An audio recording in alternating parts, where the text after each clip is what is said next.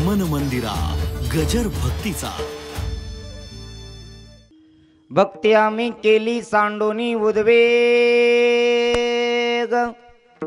भक्ती आम्ही केली सांडोनी उद्वेग, पावलो हे संग सुखयाचे, सुखमा झाली दरितायाचा संग, पळाली उद्वेग सांडोनिया। तुका मनी सुख बहु झाले जीवा, तुका मनी सुख बहु झाले जीवा, घडलिया सेवा विठोबाची, सुखमा झाली दरितायाचा संग, पळाली उद्वेग सांडोनिया।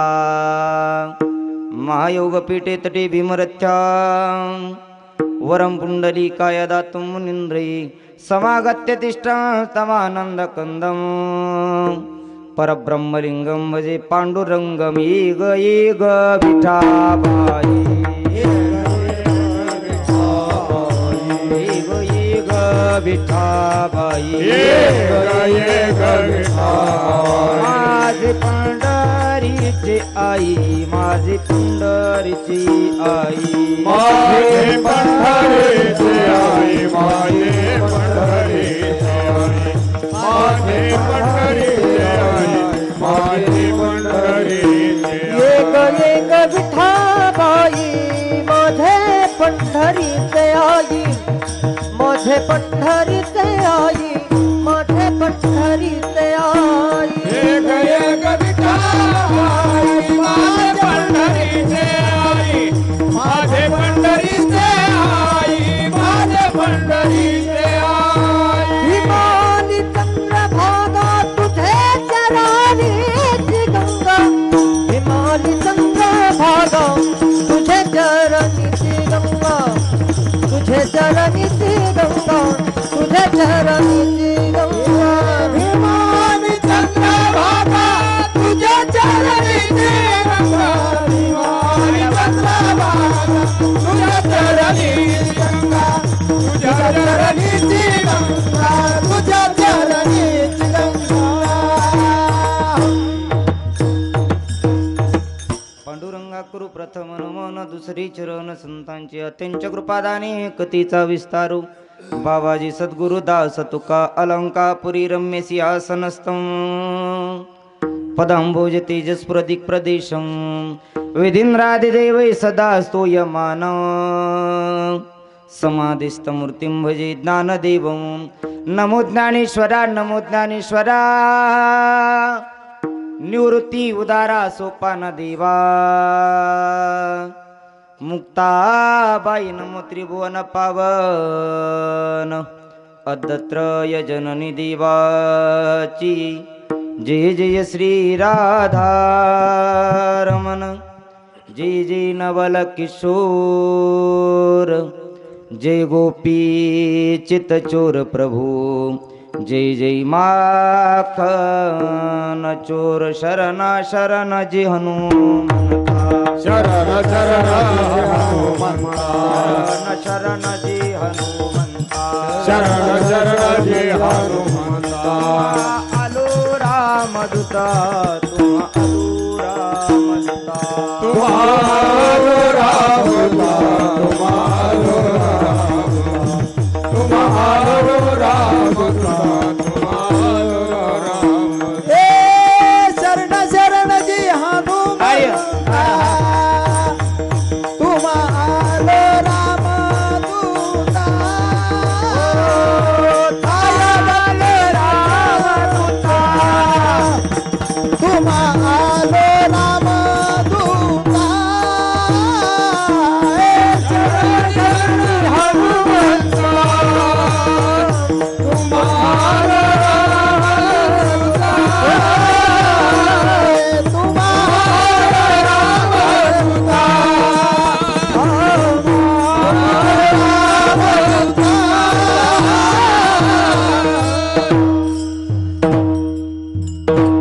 शरणजी हनुमंता, तुम्हा आलो रामदूता, काय भक्तीच्या त्या वाटा, मज दावाव्या सुभटा भक्ती आम्ही केली सांडूनी उद्वेग पावलो हे संग सुखयाचे सुकामा झाले दरितायाचा संग पळाले उद्वेग सांडूनिया विठ्ठला विठ्ठला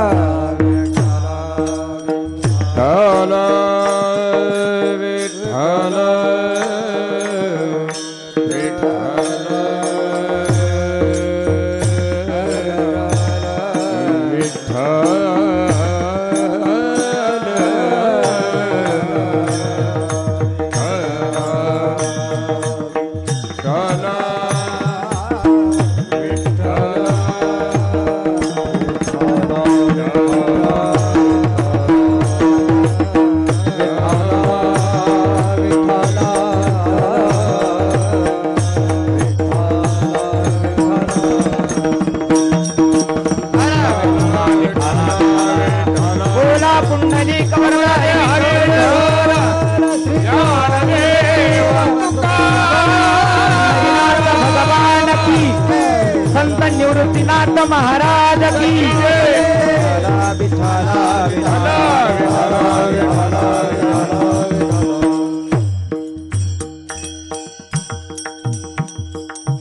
भक्ती आम्ही केली सांडोनी उद्वेग पावलो हे संग सुखयाचे सुकामा झाले दरितायाचा संग पळाले उद्वेग सांडोनिया मुक्त कैवल्य चक्रवर्ती भगवान श्री ज्ञानोबा आहे अखिल विश्वाच्या परमार्थ हृदयामध्ये व्याप्त असलेले भगवान श्री तुकोबाराय आहे आदी सर्व संत मंडळीच्या चरणावरती नतमस्तक होऊन तुम्हा सर्व श्रोतेजन मायबापांना विनम्र अभिवादन करून कीर्तन रूपी सेवेला प्रारंभ विठाला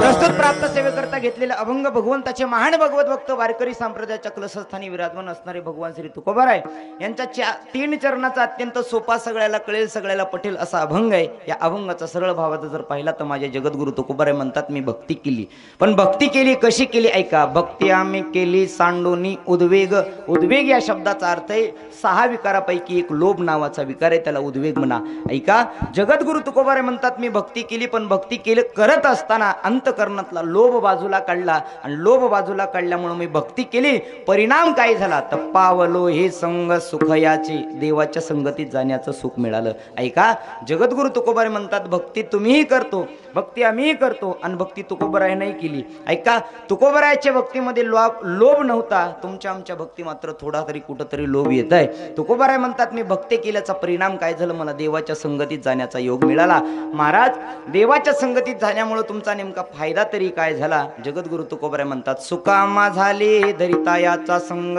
सुख झाला आम्हाला कुणाच्या संगतीत देवाच्या संगतीत गेलो आणि देवाच्या संगतीचा परिणाम आम्हाला सुख झालं सुख मिळालं किती सुख मिळालं त्या सुखाची गणनाही करता येत नाही तुकोबाराय म्हणतात सुख मिळालं एवढ्यावरती नका थांबू आहे का अंतकरणात जे बाकीचे उद्वेग राहिले होते ना देवाच्या संगतीत गेल्यामुळं पळाले उद्वेग सांडोनिया देवाच्या संगतीत गेलो आणि देवाच्या संगतीत गेल्याचा परिणाम बाकीचे जे 5 विकार राहिले होते ना ते विकार निघून गेले कसे निघून गेले तुका म्हणे देह भरिला विठ्ठले अन काम क्रोध केले घर रिते एकदा का अंतकरणात त्या पांडुरंगाची मूर्ती साठवली एकदा का अंतकरणात त्या देवाचं नाव साठवलं की अंतकरणातले सगळे विकार निघून जायला सुरुवात होतात तुकोबाराय म्हणतात तसे माझे विकारही निघून गेले महाराज विकार निघून गेल्यानंतर तुमच्या जीवनामध्ये नेमका फायदा काय झाला तर तुकोबाराय म्हणतात तुका म्हणे सुख बहु झाले जीवा या जीवाला एवढं सुख झालं कशामुळे झालं तर तुकोबारायांनी त्यांचं नाव सांगितलं घडलिया सेवा विठोबाची त्या देवाची सेवा माझ्याकडून घडली परिणाम काय झालं सुकामा झाले दरितायाचा संग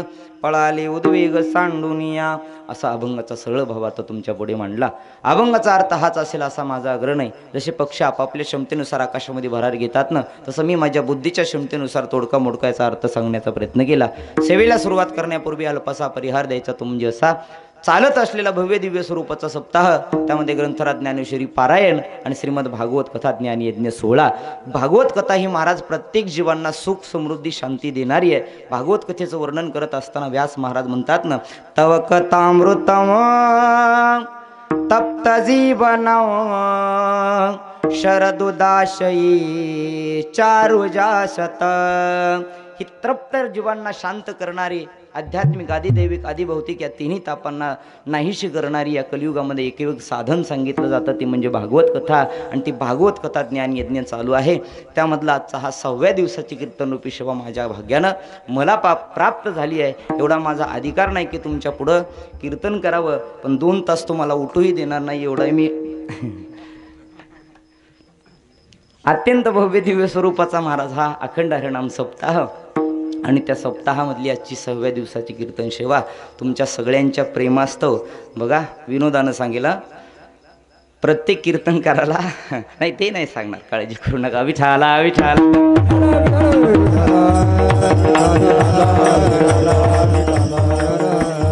विनोदानं सांगतो आहे का, कुणाला लागून घेऊ नका आणि जास्त लागण्यासारखं बोलणार बी नाही. मी तुमचा आहे आणि असं वाटतं बरं का, दावणगाव म्हणजे हे तुमचं गाव नाही तर दावणगाव म्हणजे माझं गाव आहे आणि म्हणून मी इथं राहतोय.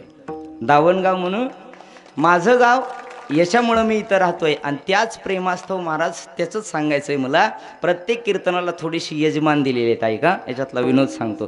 प्रत्येक कीर्तनाला यजमानाची एकाचे नाव आहे, पण असा गोविंद महाराज असा आहे की त्याला आणण्याकरता सगळं गाव. यजमान कोण आहे? समस्त गावकरी मंडळ. याच्यातून तुमचं प्रेम मला सांगायचंय. वैयक्तिक गोविंद महाराज एकट्याचा कुणाचाच नाही, वैयक्तिक हा गोविंद महाराज दावणगावचा आहे. विठ्ठल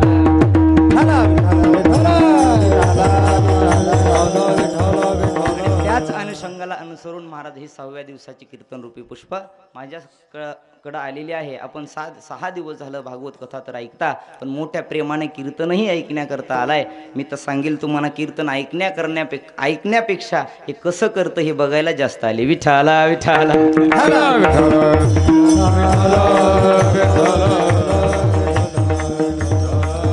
महाराज, कारण प्रत्येकाला वेगवेगळ्या रूपात पाहिलेलं असतं. याच्या अगोदर भागवत कथा काय हे आपल्याला माहिती असेल, पण आपल्या गावामध्ये झाले नव्हती. ती गेल्या वर्षी भागवत कथा झाली आणि त्या भागवत कथेला आलो सगळ्यांच्या प्रेमास्तव. तेव्हापासून आपल्याला कळालं की ही भागवत कथा आहे. कीर्तन आपण अनेक ऐकली, पण काही मंडळींनी मला या वेशात पहिल्यांदाच बघितलंय, त्यांच्याकरता सांगतो. काहींना वाटतं की बाबा हे नेमकं दिसत कसं असेल म्हणून आपण बघण्याकरता तरी जावं. पण महाराज समस्त गावकरी मंडळाचं प्रेम आहे. भगवान पांडुरंग परमात्म्याकडे, गोपाल श्रीकृष्ण परमात्म्याकडे एवढीच प्रार्थना करू की आमचं प्रेम हे जन्मोजन्मांतरी असंच टिकत राहावं. आणि पुढा यदा कदाचित मी लवकर मेलोच, मरणार नाही सांगायलो, तर पुन्हा मात्र पुढचा जन्म याच दावणगाव नगरीमध्ये मला घडावा एवढीच पांडुरंगाकडे प्रार्थना करतो आणि कीर्तनाला सुरुवात करतो. विठाला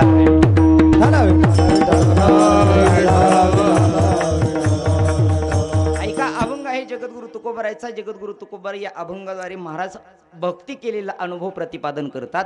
प्रामुख्याने एका प्रत्येक संतांनी आपापले अनुभव आलेले महाराज अभंगाद्वारे वर्णन केले आणि ते वर्णन केलेले अभंग जीवाचा कल्याण करून जातात.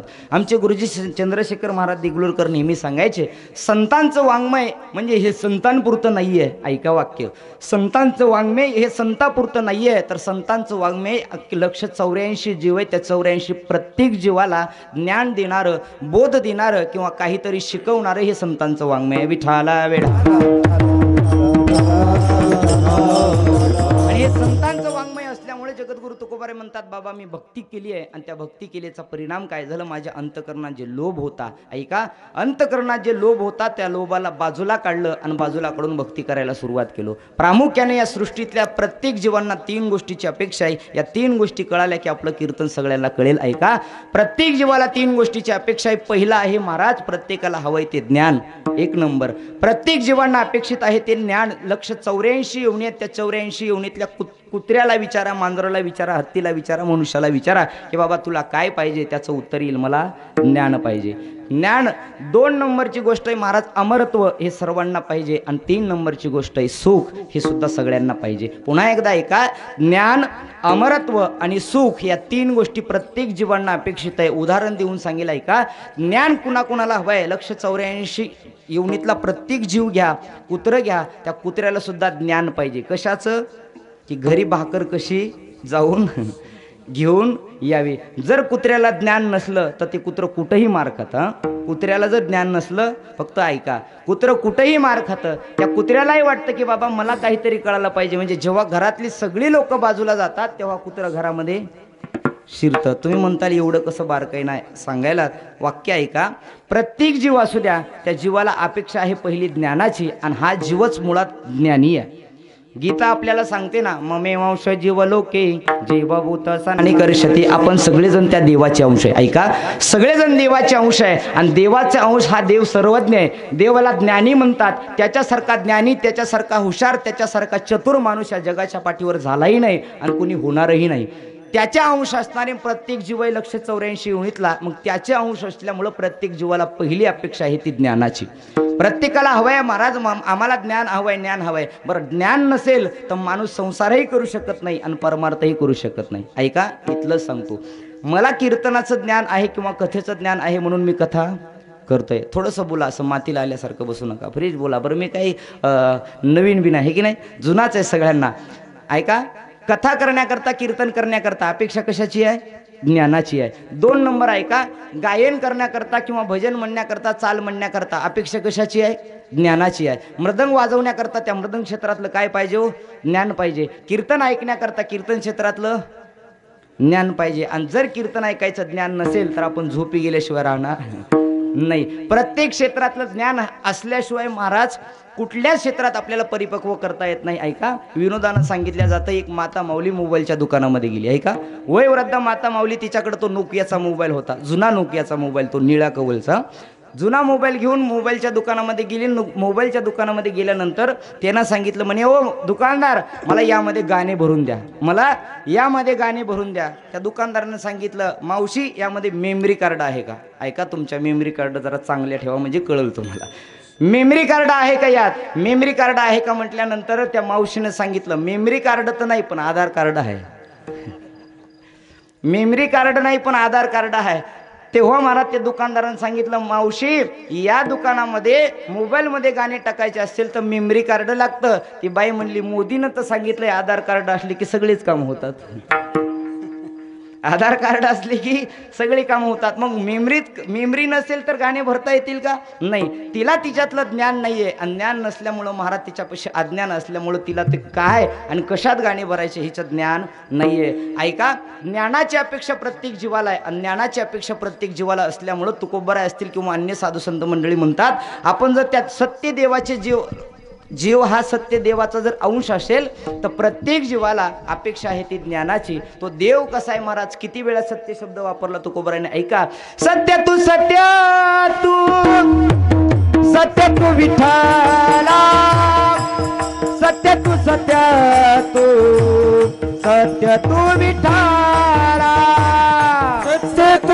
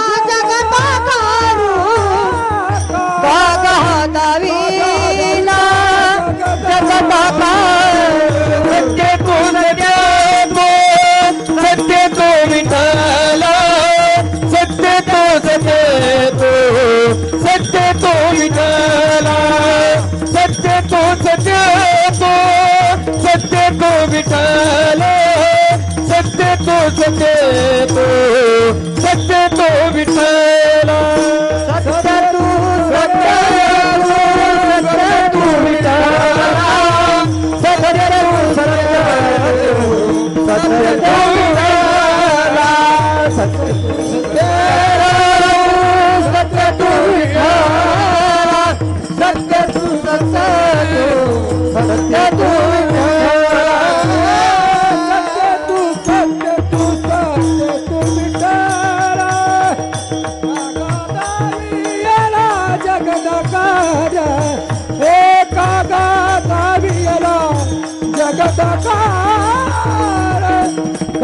गाविला जगदाकार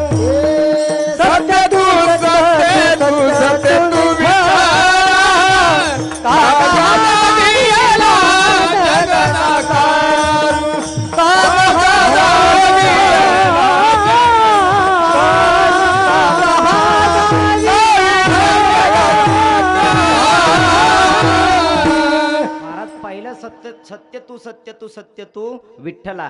3 वेळा सत्य शब्द का वापरला? सत्य म्हणजे ज्ञान घ्या. तो ज्ञानी असणारा परमात्मा, ज्ञानी असणाऱ्या परमात्म्याचे प्रत्येक जण अंश असणारे महाराज हे जीव आहे. मग या जीवाला प्रत्येकाला अपेक्षा आहे ती ज्ञानाची. 2 नंबरची अपेक्षा आहे अमरत्वाची आणि 3 नंबरची अपेक्षा आहे ती म्हणजे सुखाची. या उलट शास्त्रकार असं सांगतात की 3 गोष्टी कोणालाच नको आहे. पहिलं आहे अज्ञान, हे कोणालाच नको आहे. 2 नंबर मरण, हे सुद्धा कोणाला नको आहे. आणि 3 नंबर अत्यंत सोपं दुःख, हे सुद्धा कोणाला नको आहे. ऐका, ज्ञान का हवंय? अज्ञान नको म्हणून ज्ञानाची अपेक्षा आहे. मरण का नको आहे? अमरत्व पाहिजे म्हणून मरण नको आहे. आणि एवढं पुढचं सांगतो, दुःख का नको आहे? तर सुख पाहिजे म्हणून दुःख नको आहे. विठाला विठाला. अज्ञान महाराज कोणालाच नको वाटतं. प्रत्येक जणाला वाटतं की मी ज्ञानी असावा, मी ज्ञानी असावा. थोडक्यामध्ये मला कशातलं तरी काहीतरी कळालं पाहिजे. जर कळालं नसेल तर महाराज अज्ञान तुमच्या आमच्या अंतःकरणात प्रत्येकाच्या भरलेला आहे. मला अज्ञान तुम्हाला सांगायचं नाही, फक्त सुख दुःख तुमच्या समोर ठेवायचे आहे. का अज्ञान मात्र कोणालाच नको आहे, पण अज्ञान हे प्रत्येकाच्या जवळ आहे. ऐका, अज्ञान हे कोणाला नको आहे, पण अज्ञान हे प्रत्येकाच्या जवळ आहे. एकच असणारा सर्वज्ञ म्हणतात त्याला देव, आणि तो सर्वज्ञ परमात्मा असल्यामुळं महाराज प्रत्येकाला अपेक्षा ज्ञानाची आहे, पण प्रत्येकाच्या अंतःकरणामध्ये अज्ञान भरलेलं आहे. मग देवाविषयी अज्ञान असू द्या, संसाराविषयी अज्ञान असू द्या, परमार्थाविषयी अज्ञान असू द्या, किंवा आणखी कुठल्या गोष्टीमध्ये अज्ञान असू द्या, पण अज्ञान हे प्रत्येकाच्या जवळ आहे. अज्ञान प्रत्येकाच्या जवळ असल्यामुळं महाराज अज्ञान हे कोणालाच नको आहे. आणि जी जवळ गोष्ट असते तिचा माणसाला कंटाळा येतो. आता 6 दिवस झालं गोविंद महाराज आपल्या गावात आहे. आता आपल्याला कंटाळा नाही येणार नाही तुम्हाला, पण अज्ञानाचा कंटाळा मात्र सर्वांनाच आहे. अज्ञान नकोय प्रत्येकाला. 2 नंबर शास्त्र असं सांगतं, मरण मात्र कोणालाच नकोय. का पाहिजे तो कोणाला नकोय महाराज? मरण हे कोणालाच नको आहे, पण महाराज शास्त्र असं सांगतं ज्याचा जन्म झाला त्याला एक दिवस मरावं लागणारच आहे. तुकोबा किती गोड बोलतात, उपजल्या पिंडा मरण सांगाती, मरते उपजते सवेचिते. अरे जन्माला आलेला प्राणी, प्रत्येक जीव असू द्या 184 योनीतला, त्याला जन्माला आल्याबरोबरच त्याच्यासोबत जसं डब्यासोबत ढक्कन फिरी मिळतं ना, तसं जन्मासोबत मरण फिरी मिळालेलं आहे. पण ते लोकांना कळत नाही. लोक म्हणतात नाही तिथं गेला नसता तर कदाचित मरण पावला नसता. पण ज्याचं मरण जिथं लिहिलेलं आहे त्याला तिथं जाऊन मरावंच लागणार आहे. जन्माला येत असताना काही मंडळी सांगतात की जन्माला येत असताना माणूस काहीच घेऊन आला नाही. आमचे गुरुजी सांगायचे जन्माला येतानाच माणूस एक गोष्ट सोबत घेऊन आलाय, तिचं नाव आहे मरण. ज्या काळाला, ज्या सेकंदाला, ज्या वेळेला, ज्या स्थितीला, ज्या दिवसाला आपला जन्म झाला, त्याच स्थितीला, त्याच वेळेला, त्याच काळाला आपल्या मरणाचा सुद्धा जन्म झालाय. त्याच सेकंदाला, त्याच वेळेला आपल्या मरणाचा जन्म झालाय. जन्माला आल्याबरोबरच महाराज ब्रह्मदेवानं लगेचच मरणार कधी आहे, किती दिवसाचा विषय, किती वर्षाचा विषय, हे त्याच्यासोबत आलेला आहे. पण जीवाला असं वाटतं की मी कधी मरणारच नाही. आणि ऐका, ज्या माणसानं आपलं मरण डोळ्यासमोर ठेवलं, आयुष्यामध्ये तो पाप कर्म कधी करत नाही. आयुष्यामध्ये पाप कर्म कधीच करणार नाही. पण मरणालाच लोक विसरून गेले. मरणाची कार्ये नाही आठवण, मरणाची आपल्याला आठवण राहिली नाही. आणि त्यामुळं काय झालं, आपण संसारामध्ये गुंतून गेलो. ऐका, संसारामध्ये गुंतून गेलो, पण एक दिवस प्रत्येकालाच राहावं लागणार आहे. तुकडोजी महाराज म्हणतात की बाबा तू आलास ना, तर आल्यानंतर तुला एक ना एक दिवस तुला जावंच लागणार आहे. तुलसी रामायणामध्ये तुलसीदास महाराज वर्णन करतात, राजा असू द्या, महाराजा असू द्या, किंवा सामान्य जीव असू द्या, किंवा फकीर असू द्या, त्याला जावंच लागणार आहे. म्हणतात ना, आया है सो जाएगा राजा रंक फकीर, कोई सिंहासन छोड़ चला, कोई बंधा जंजीर मनवा, कोई बंधा जंजीर. आया है सो जाएगा राजा रंक फकीर, कोई सिंहासन छोड़ चला, कोई बंधा जंजीर मनवा, कोई बंधा जंजीर. आपल्याला जावं लागणार आहे. आया है सो जाएगा, राजा रंक फकीर, कोई सिंहासन छोड चला, कोई बंदा जंजीर. ज्याचा जन्म झालाय त्याला एक दिवस मरावंच लागणार आहे. मेल्यानंतर महाराज काय होणार आहे सांगता येणार नाही, पण जन्माला आलात ना तर आल्यानंतर जिवंत राहायचं असेल, जन्माला येऊन मेल्यानंतरही जिवंत राहायचं असेल तर कार्य चांगलं करा. ज्याचं कर्म चांगलं आहे महाराज तो कधीही जिवंत राहतो. गेले दिगंबर विश्वर विभूती आणि राहिल्या त्या कीर्ती जगा माझी. आज ज्यांचा समाधी सोहळा उत्सव आहे ना महाराज, असे निवृत्तीनाथ महाराज, त्या निवृत्तीनाथ महाराजांनी आपला सदेह देह समाजाकरता खर्च केला आणि समाजाकरता खर्च केल्यामुळं महाराज आज निवृत्तीनाथ महाराजांचा समाधी सोहळा लाखोच्या गर्दीनं त्र्यंबकेश्वरमध्ये साजरा होतो. तुमचं आमचं कर्म असं असतं महाराज, मेल्यानंतर फक्त 15 दिवस लोक आठवण काढतात. किती दिवस? 15 दिवस. आणि 15 दिवसाच्या नंतर पुन्हा कुणी आठवण काढत नाही. त्याचा मुलगा आहे तोपर्यंत तो नाव चालवतो, तोही नाईलाज असतो म्हणून विठाला विठाला. कर्म असं करा महाराज, गेल्यानंतर सुद्धा लोकांनी नाव घ्यावं. कर्म असं करा, गेल्यानंतर सुद्धा लोकांनी आठवण करावी. मी नेहमी सांगत असतो महाराज, हिंदवी स्वराज्याचे संस्थापक छत्रपती शिवाजी महाराज जाऊन 450 वर्ष पूर्ण झालं तरी सुद्धा शिवाजी महाराजांचं नाव निघतं का? त्यांनी आपला अखंड देह महाराज शिवाजी महाराजांनी या स्वराज्याकरता खर्च केला.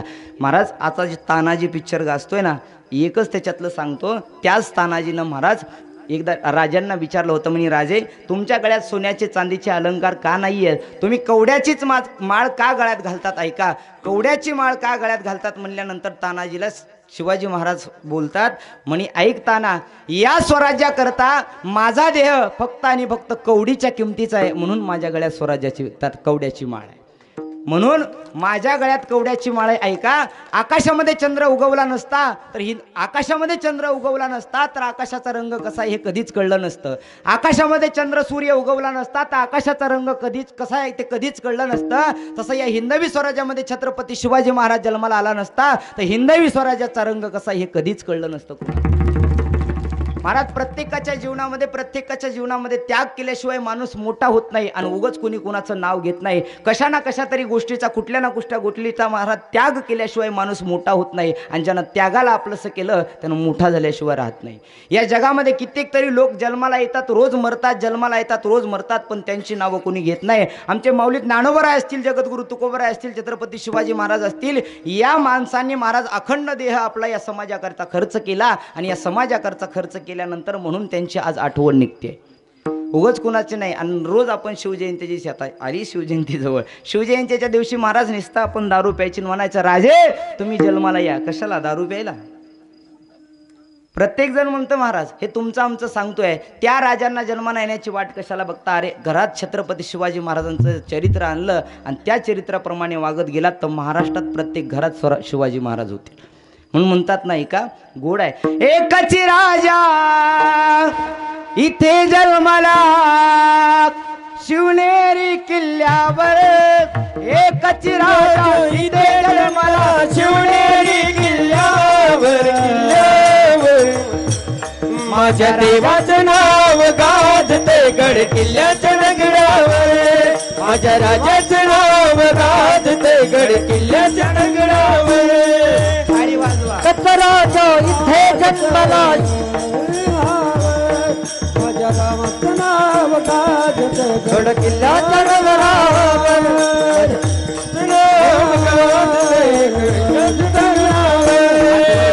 एकच राजा इथे जन्माला शिवनेरी किल्ल्यावर, माझ्या देवाचं नाव गाजते गड किल्ल्याच्या दगडावर, माझ्या देवाचं नाव गाजते गड किल्ल्याच्या दगडावर. एकच राजा इथे जन्माला शिवनेरी किल्ल्यावर, एकच राजा इथे जन्माला शिवनेरी किल्ल्यावर, माझ्या राजाचं नाव गाजते गड किल्ल्याच्या नगरावर, माझ्या देवाचं नाव गाजते गड किल्ल्याच्या नगरावर. प्रत्येकाच्या मुखात एकच वाक्य महाराज छत्रपती शिवाजी महाराज का? तर ऐका, त्यांना आपलं देह अत्यंत या समाजाकरता खर्च केला आणि स्वराज्याकरता खर्च केला. प्रत्येकाचं कर्म जर शिल्लक राहिलं तरच महाराज तो अमर होतो. मरण तर प्रत्येकाला येणार आहे. ऐका, आज ना उद्या तो मरणारच आहे. आज मरण असेल कुणाचं, उद्या असेल कुणाचं, परवा असेल, तर मरण हे प्रत्येकालाच स्वीकारावं लागणार आहे. येत नाही उरो आले अवतार आणि येर ते पामर जीव किती, देवतादिकांना जावं लागलंय. मग तुमचं आमचं काय कराय? ऐका, या सृष्टीतल्या प्रत्येकाला या 3 गोष्टी नको आहे. एक अज्ञान, हे कोणालाच नको आहे, पण ते अज्ञान आल्याशिवाय राहत नाही. 2 नंबर मरण, हे सुद्धा कोणालाच नको आहे, पण तेही आल्याशिवाय राहत नाही. आणि 3 नंबर ऐका, दुःख, हे कोणालाच नको आहे, पण ते आल्याशिवाय राहत नाही. दुःख हे कोणालाच नको आहे, पण आल्याशिवाय राहत नाही. असं वाटतं का मज लागी दुःख व्हावे, ऐसे कोणी भावे ना जीवे. मला दुःख व्हावं असं कुणाचीच इच्छा नाही. का आहे कुणाची? नाही महाराज. साधू संत महात्मे म्हणतात, अरे बाबा, या सृष्टीतल्या तलावरती, या पृथ्वीच्या तलावरती पाहिलं तर प्रत्येक जणच दुःखी आहे. प्रत्येक जण दुःखी आहे. दुःख जरी त्याचं वेगवेगळं असलं तर महाराज त्याला दुःख मात्र आहेच. जो देखे सो दुखिया बाबा, सुखिया कोई नहीं रे.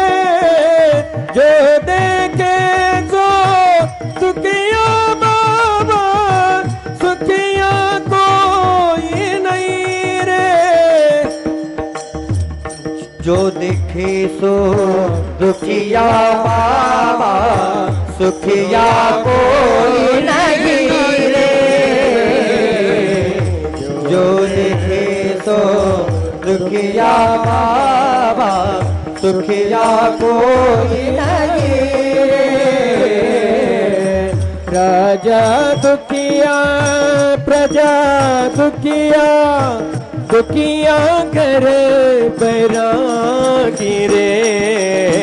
जो देखे तो दुखिया बाबा, सुखिया कोई नहीं रे. जो देखे तो दुखिया बाबा, सुखिया कोई नहीं रे. जो देखे तो दुखिया बाबा, सुखिया कोई नहीं रे. जो देखे तो दुखिया बाबा, सुखिया कोई नहीं, सुखिया कोई नहीं. महाराज म्हणतात, या जगामध्ये प्रत्येक जण दुखी आहे. जो देखे सो दुखिया बाबा, सुखिया कोई नाही रे. प्रत्येक जणाला दुःख नको आहे, पण महाराज प्रत्येक जणापाशी दुःख आल्याशिवाय राहत नाही. महाभारतामधला सुंदर प्रसंग आहे. ऐका, दुःख हे कोणालाच नको आहे, दुःख कोणी मागतही नाही. पण ज्यावेळेस श्रीकृष्ण परमात्मा महाराज हस्तिनापूर सोडून द्वारकेला निघत होते ना, द्वारकेला जात असताना प्रत्येकाला इच्छेप्रमाणे दान दिले. बोला म्हणे, तुम्हाला जे पाहिजे ते आज दान देण्याकरता तयार आहे. तेवढ्यामध्ये कुंती मातेचा नंबर आला. कुंती मातेनं देवाला हात जोडले आणि देवाला म्हणतात, कान्हा कृष्णा, तुला द्यायचं असेल तर एक दे. काय दे? फक्त माझ्या जीवनामध्ये मला दुःख यावं, माझ्या जीवनामध्ये दुःख यावं. कुंती मातेला श्रीकृष्ण परमात्मा म्हणतात, आत्तापर्यंत आयुष्यामध्ये तुम्ही फक्त दुःखच भोगलंय, आता कुठं 4 दिवस सुखाचे आले आणि आता दुःख का पाहिजे? कुंती मातेचं उत्तर ऐका. कुंती मातेने सांगितलं, कान्हा, आमच्याजवळ दुःख होतं म्हणून अखिल कोटी ब्रह्मांडाचा मालक श्रीकृष्ण परमात्मा आमच्यासोबत होता.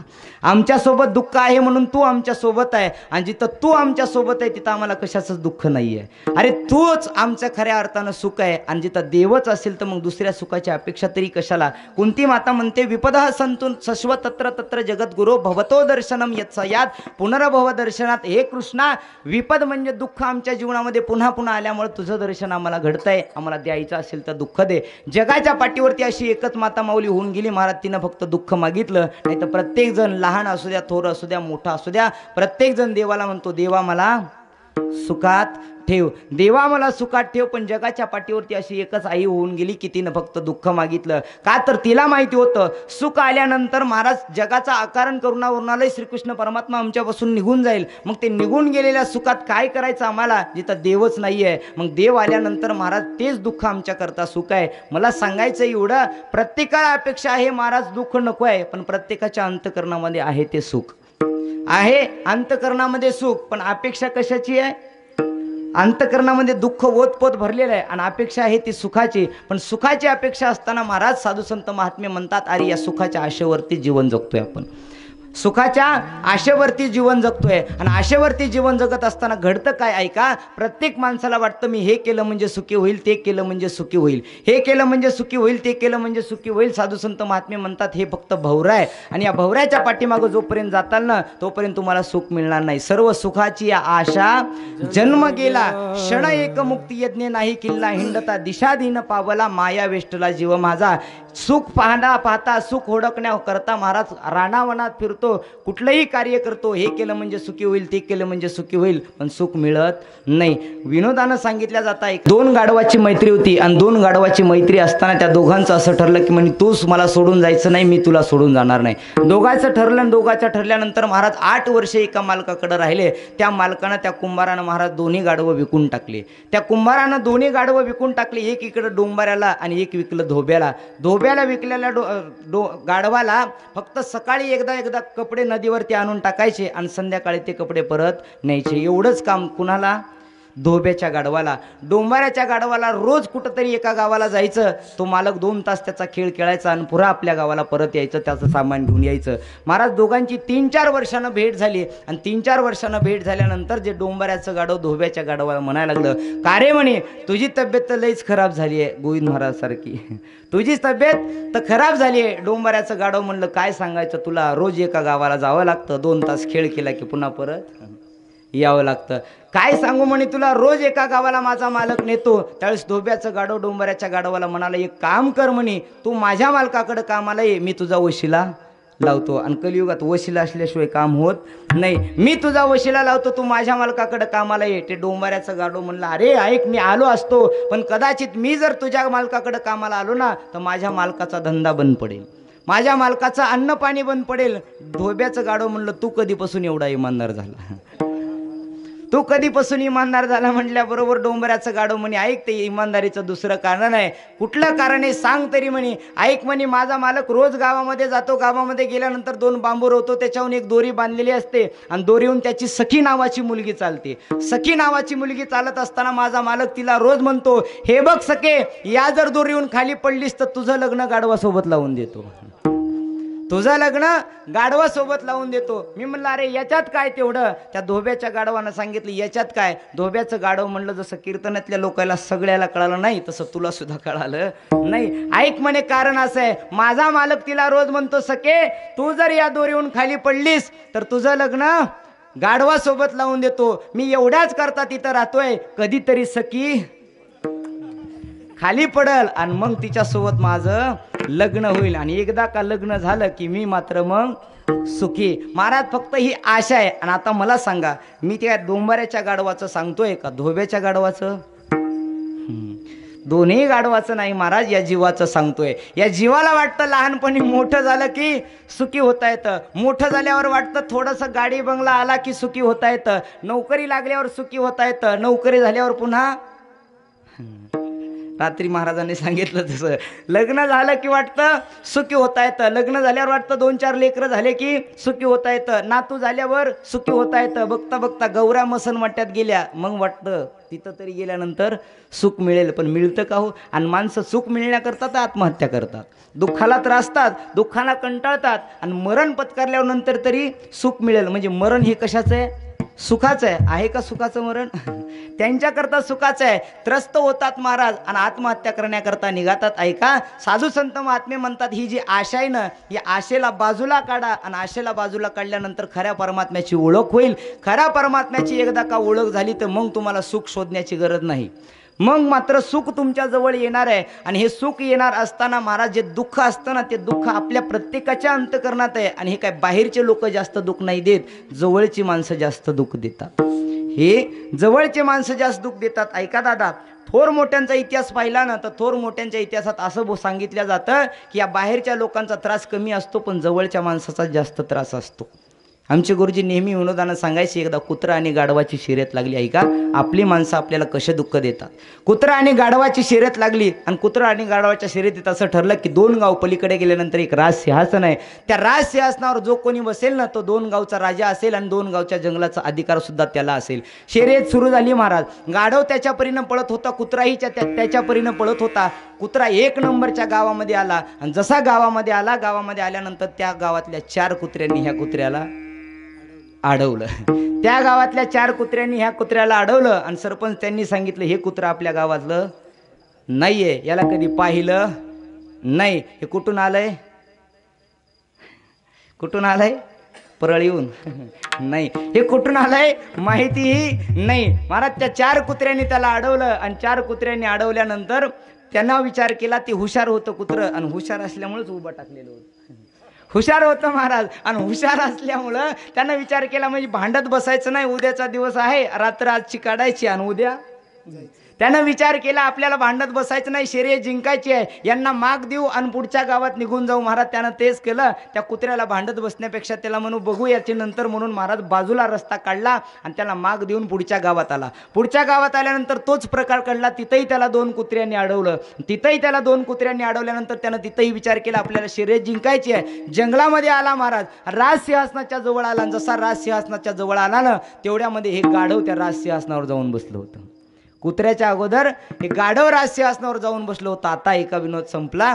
कुत्र्याला त्या गाढवानं पाहिलं, कुत्रा आलंय आणि कुत्र्यानं पाहिलं की गाढव राजसिंहासनावरती बसलंय. कुत्र्याच्या डोळ्यात पाणी आलं. ऐका, कुत्र्याच्या डोळ्यात पाणी आलं आणि कुत्र्याच्या डोळ्यात आलेलं पाणी महाराज गाढवानं पाहिलं आणि गाढवानं विचार केला.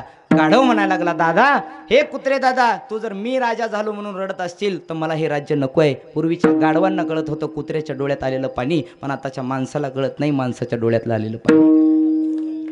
जगाच्या पाठीवर खूप लोक मिळतील दादा, तुम्हाला पण आपल्या डोळ्यातलं पाणी पुसणार कोणी मिळणार नाही. त्या गाढवाला कळालं महाराज त्या कुत्र्याच्या डोळ्यातलं पाणी. ते राजसिंहासनाहून खाली आला आणि राजसिंहासनाहून खाली आल्यानंतर विचार करायला लागला, म्हणजे मी जर राजा झालो म्हणून तुम्ही रडत असाल तर मला राज्य नको आहे. तुमच्या डोळ्यात पाणी आणून तुम्हाला रडून मला राज करायचं नाहीये. तुम्हाला रडवल्यानंतर मला दुःख होणार आहे. एक काम करा, हे राज तुम्हीच सांभाळा, मी आपल्या गावाच्या बाहेर वर आहे. त्यावेळेस कुत्र्यानं किती सुंदर उत्तर दिलं. ऐका, तो कुत्र म्हणलं, दादा, तुम्ही राजे झालात म्हणून मला रडायला येत नाही. तुम्ही शर्यत जिंकली म्हणून सुद्धा मी रडत नाही. रडतं एवढ्याच करता, मी शर्यत जिंकणार होतो हे तुम्हालाही माहिती होतं, मलाही माहिती होतं. पण ऐका ना, इथपर्यंत येण्याकरता माझ्याच माणसांनी मला अडवलं, याच्यामुळे जास्त रडायला येत आहे. माझ्याच माणसांनी मला अडवलं, याच्यामुळे रडायला येत आहे. दादा, जगातली लोक नाही दुःख देत, आपली माणसं आपल्याला जास्त दुःख देतात. एखादा माणूस मोठा होत असेल ना तर त्या मोठ्या होणाऱ्या माणसाला लोक म्हणतात, अरे हा काय मोठा होणार आहे, याला काय कळतं, त्याला काय येतं, अरे त्याला काय कळतं, याला काय येतं बघण्यापेक्षा आपल्याला काय येतं बघून चला, नक्की आपलं जीवन सुंदर झाल्याशिवाय राहणार नाही. माणूस कुणाला म्हणतात, कधीतरी कुणाच्या कामाला पडलात ना दादा त्याला माणूस म्हणतात, नाही तर दुसऱ्याची उणरून काढत बसण्यापेक्षा आपलं जर चांगलं काहीतरी होत असेल किंवा आपलं जर ज्ञान मिळत असेल ती एखादी गोष्ट घ्या. एखाद्या माणसाची एखादी गोष्ट नाही आवडली ना तर त्याला त्याच्या मार्गाने जाऊ द्या, तुम्ही तुमच्या मार्गाने जा, याच्यात खरा आनंद आहे. पण हा आनंद आपण सोडतो आणि त्याच्या दुःखाचा मागं लागतो, जखमेवरती मीठ टाकण्याचा प्रयत्न करतो. माणूस त्याला म्हणत नाही. माणूस कुणाला म्हणतात, ऐका, कबीरदास महाराज म्हणतात, किसी के काम जो आए उसे इंसान कहते हैं, किसी के काम जो आए उसे इंसान कहते हैं, पराया दर्द अपनाए उसे इंसान कहते हैं, किसी के काम जो आए उसे इंसान कहते हैं. ऐका, कभी दुख है कभी सुख है, इसी का नाम जीवन है. कभी सुख है कभी दुख है, इसी का नाम जीवन है. किसी के काम जो आए उसे इंसान कहते हैं, पराया दर्द जो अपनाए उसे इंसान कहते हैं. कधीतरी कोणाच्या कामाला पडलात ना महाराज तर आपल्याला माणूस म्हणता येतं, नाही तर माणूस म्हणण्यासारखं आपल्यामध्ये काही नाही आहे. रोज महाराज आपण कोणाच्या तरी उन्हे काढतो, रोज कोणाच्या तरी उन्हे काढतो. आणि ऐका दादा, ज्याला मोठं व्हायचंय त्यानं बोलणं सहन करायचं. ज्याला मोठं व्हायचंय ना त्यानं बोलणं सहन करायचं. त्यानं आघात सहन केल्यानंतर मोठं होतो. एक दिवशी बाहेरच्या दगडानं देवातल्या मंदिरातल्या दगडाला प्रश्न केला, म्हणे का रे तू मी सख्खे भाऊ आहोत, एकाच खाणीतून जन्माला आलोय, मग तुझ्यावरती लोक डोकं ठेवून तुझ्या पाया पडतात आणि माझ्या मात्र डोक्यावर पाय देऊन जातात, काय एवढा फरक, काय एवढा फरक म्हटल्यानंतर मंदिरातल्या मूर्तीच्या दगडानं सांगितलं, म्हणे ऐक दादा, इथपर्यंत येण्याकरता अगोदर मी त्या मूर्तिकाराकडून जसं तो ठोकेल ना तसं ठोकवत आलोय, त्याचे आघात सहन करत आलोय आणि त्याचे आघात सहन केल्यामुळे त्याला मला मूर्तीचा आकार दिला आणि म्हणून आज मला मंदिरामध्ये जागा आहे. आघात सहन केलेत मी आणि त्याच्याकरता मी मंदिरामध्ये बसलोय. सुंदर सांगू नाही कळालं तर ऐका, जर हार रोज आपण महाराजांच्या गळ्यात घालतो ना, त्याच हारात त्या फुलानं पायाखाली तोडवलेल्या फुलाला प्रश्न केला, म्हणे का रे दादा, तुला मात्र देवाच्या महाराजांच्या गळ्यामध्ये घातलं जातं आणि मला मात्र तोडवलं जातं, काय एवढा फरक आहे. त्या फुलाने किती सुंदर उत्तर दिलं आहे का. तो फुल म्हणला, अरे मी इथपर्यंत येण्याकरता अगोदर सुईनं हृदयातून टोचून घेतलंय आणि मग मला गळ्यात देवाच्या जागा मिळाली आहे, मग मला देवाच्या गळ्यात जागा मिळाली आहे. मोठं व्हायचं असेल तर लोकांचं बोलणं सहनच करावं लागतं. मायबाप पुढचं सांगतो, लोक एवढं बोलतात आपलं सोडावं. विश्वमाऊली ज्ञानोबा राहायला लोकांनी झोळीतलं पीठ घ्यावं, खाली टाकावं आणि खाली टाकल्यानंतर तो ज्ञाना पीठ उचलून घेऊ नये म्हणून त्या विसोबा खेचरानं त्यात माती मिसळावी, एवढे लोक त्रास देतात. त्यात माती मिसळावी आणि माती मिसळल्यानंतर त्यात पाणी टाकावं, पाणी टाकल्यानंतर काय केलं होतं त्या विसोबा खेचराचं माऊलीनं मारलं. पण किती लोक दुःख देतात या मोठ्या माणसांना, किती लोक या संत महात्म्यांना दुःख देतात, त्यांचा अंत करता येत नाही. मला सांगायचं एवढंच की प्रत्येकाच्या जीवनामध्ये दुःख आहे, पण त्या दुःखाला जे सहन करून आला ना त्याला सुखाचा पत्ता मिळतो. प्रत्येक जण आशावरती बसलेले की मला सुख मिळेल, मला सुख मिळेल. पण ऐकाय जगद्गुरु तुकोबाराय म्हणतात, तुम्हाला सुख पाहिजे असेल, भक्ती तुम्हीही करतोय, भक्ती आम्हीही करतोय, पण तुमच्या आणि आमच्या भक्तीमध्ये थोडासा लोभ आहे, त्याला थोडक्यात स्वार्थ म्हणा. स्वार्थ रहित जर भक्ती केली तर परिणाम काय होईल महाराज ऐका. तर पावलो हे संग सुखायासी, पावलो हे संग सुखयासी, पावलो या संग सुखयासी, पावलो या. भक्तिया भी केली, भक्तिया भी केली, सांडोनी बुद्वेग, सांडोनी बुद्वेग, भक्ती आम्ही केली, भक्ती आम्ही केली, भक्ती आम्ही केली, सांडोनी बुद्वेग, भक्ती आम्ही केली, भक्ती आम्ही केली, भक्ती आम्ही केली,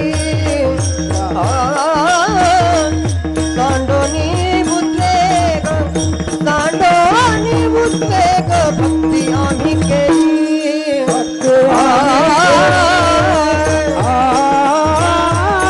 भक्ती आम्ही केली, हो सांडोनी बुद्वेग, भक्ती आम्ही केली. पावलो हे संग सुखयाचे, पावलो हे संग सुखयाचे, सुखयाचे सुख आम्हा झाले, सुख आम्हा झाले, धरितायाचा संग, धरितायाचा संग, सुख आम्हा झाले. पावलो संग सुखयाचे, पावलो संग सुखयाचे, सुखयाचे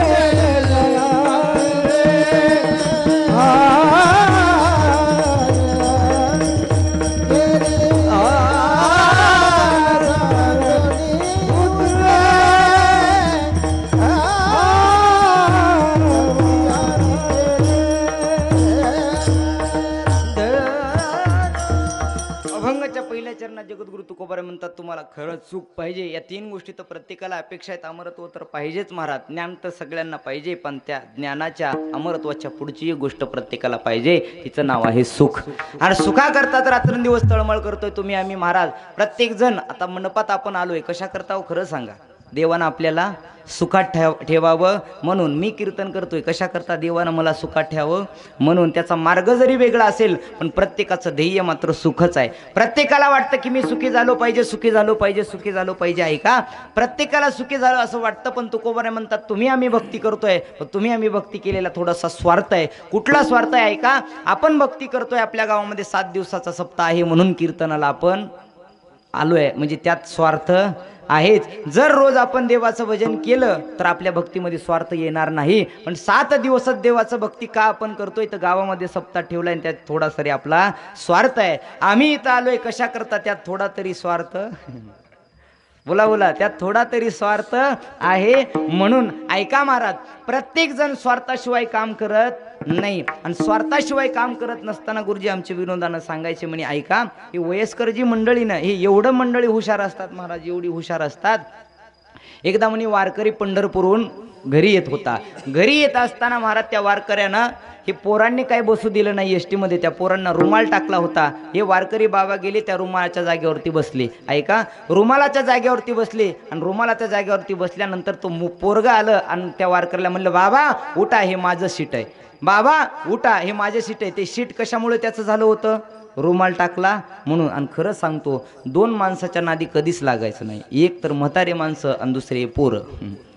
एक हे म्हातारे माणसं आणि दुसरे पोरं यांच्या नादी चुकूनही लागायचं नाही. महाराज त्या पोरानं सांगितलं नाही, बाबा इथं सीटावरती रुमाल टाकलाय, उठा इथून. ते म्हातारा म्हणलं, वारकरी बाबा 2 तास झालं म्हणे धोतर वाळू घातलं एसटी वरती. 2 तास झालं एसटी वरती धोतर वाळू घातलाय. पूर्ण एसटी कुणाची होईल? नाही महाराज यांच्या नादी लागायचं. एक म्हातारं गुरुजीकडे गेलं, म्हणे गुरुजी मला थोडीशी इंग्रजी शिकवा. आज कुठेही हिंदी नाही तर काय लागते गुरुजी? इंग्रजी. ते गुरुजीकडे गेलं, आपल्या मोठेगाव सरांकडे लातूरला गेलं आणि त्याने मला थोडीशी तरी इंग्रजी शिकवा. कोण? 80 वर्षाचं. थोडी तरी इंग्रजी शिकवा म्हणून महाराज गेलं. आणि ते आता मोठेगावकर होते आणि हे गावचा पाटील होता. पाटील असल्यामुळं मोठेगावकरांनी विचार केला, म्हणे जाऊ दे आता आलेत बाबा, आता एक काम करू. म्हणे बाबा तुम्ही 2 शब्द लक्षात ठेवा. पहिला शब्द कोणी काही विचारलं की यस म्हणायचं आणि दुसरा शब्द नो म्हणायचं. हे 2 शब्द तुम्हाला आले की इंग्रजी आली. म्हातारा महाराज दिवसभर yes no yes no yes no करत घरी परत आलं. घरी परत आलं, रात्रभर त्यानं एकच ध्येय, yes no yes no yes no. सकाळी महाराज उठलं. सकाळी उठल्यानंतर बायकोनं विचारलं, अहो मालक पाणी टाकू का? म्हातारा म्हणलं यस. तेवढ्यामध्ये मालकीने विचारलं, अहो मालक धोतर आणून देऊ का? म्हातारा म्हणलं. बरं ज्ञान मिळालं हो, शब्द मिळाले, पण ते कुठं पाहिजे ते वापरता आले नाही ना. आणि या पोराच्या नादी कधीच लागायचं नाही. एक पोरग महाराज गुळ देण्याकरता मला बसलं. अर्धा तास झालं गुळ देत होतं. मी विचार करायचो गुळ गोड असतं, हे खरट का लागायला? महाराज ते पोराकडं पाहिलं तर ते अगोदर नाकात बोटं घालायचं आणि पूर्ण गुळ द्यायचं. एवढे मुलं हुशार आहे महाराज. या मुलांचा एवढा अनुभव आलाय. वयाच्या 23-24व्या वर्षी महाराज हे 50 मुलं सांभाळतोय. आणि हे एवढे महाराज हुशार असतात, ह्यांना किती जीव लावा तरी हे काही ना काहीतरी सांगितल्याशिवाय राहत नाही. एवढे हुशार आहे महाराज. एक पोरग तर महाराज पाया पडत नव्हतं. करता तिच्या आईनं घेऊन गेली आणि चहा पिण्याकरता घेऊन गेल्यानंतर म्हणा बंड्या शाळेतून आला. जसा बंड्या शाळेतून आला, आईच्या अंगावरती दप्तर टाकलं. आईनं सांगितलं, बंड्या आपल्या घरी महाराज आला, त्याचं दर्शन घे. दर्शन घे म्हटल्याबरोबर बंड्यानं सांगितलं, म्हणला मी नाही घेत, मी नाही घेत म्हटल्याबरोबर आईनं त्याच्या बापाला आवाज दिला, म्हणे हो इकडे या बरं. बंड्या दर्शन घेत नाही. महाराज दोघांनी एकीकडून आईनं हाताला धरलं आणि एकीकडून बापानं हाताला धरलं आणि त्या बंड्याला वाकवायला लागले दर्शनाला. पण ते काय वाकत नव्हता. बंड्या होता 98 किलोचा. 98 किलोचा बंड्या होता. ते काय वाकायला तयार नाही महाराज. आणि वाकायला तयार नसताना ते माझ्याकडे बघायला लागला. बघत असताना मी म्हणलं, अरे पड की पाया, जाता येतील आई ते सोडतील. म्हणला तुझ्या तर पाया पडणारच नाही. तेवढ्यामध्ये महाराज त्या आई वडिलांनी विचार केला, म्हणे आता महाराजाच्या याला तर पाया पडताय. 4-2 महाराज भावकीतली माणसं बोलवली आणि बंड्याला 4 इकडून आणि 4 इकडून माणसानं धरलं आणि वाकून माझ्या पायावर डोकं ठेवलं. वाकून माझ्या पायावर डोकं ठेवलं. महाराज ते मारक्या म्हशीसारखं माझ्याकडे बघू लागलं. ते म्हणलं, अरे तुझ्याच आईनं मला घरी बोलवलं चहा पिण्या, माझा काय दोष? ते म्हणला तू घरी आला नसतास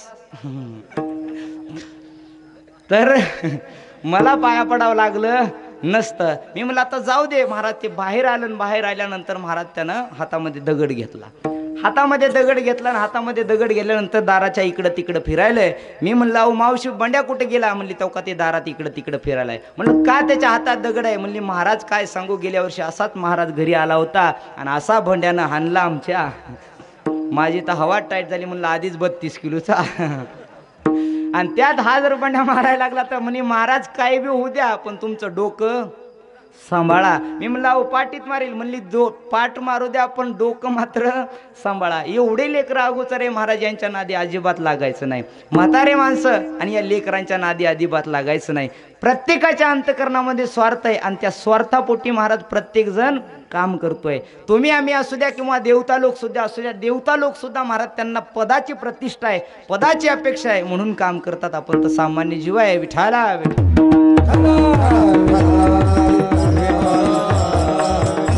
म्हणतात ऐका रे, तुम्हाला सुख पाहिजे असेल, समाधान पाहिजे असेल तर तुम्ही एक काम करा. काय करा? तुम्ही भक्ती करा. पण भक्ती करत असताना कशी करा? मी जशी भक्ती केली ना तशी तुकोबारा म्हणतात भक्ती करा. भक्ती आम्ही केली सांडोनी उद्वेग सांडला आणि उद्वेग सांडल्याचा परिणाम काय झाला? लोभ सांडला. लोभ सांडल्याचा परिणाम काय झाला? आता तुकोबारा म्हणतात पावलो हे संग सुख याचे. अरे देवाच्या संगतीत जाण्याचं सुख मिळालं.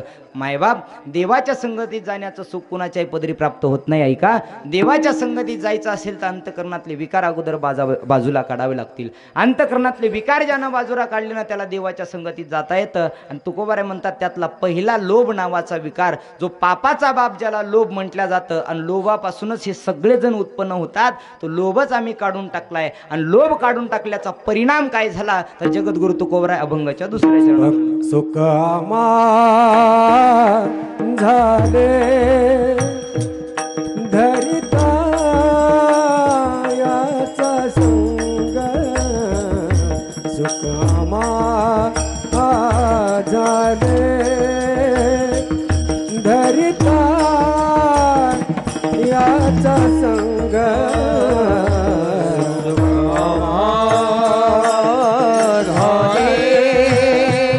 धरिता याचा संग. सुख झाले धरिता याचा संग. झाले धरिता याचा संग. सुख झाले धरिता याचा संग.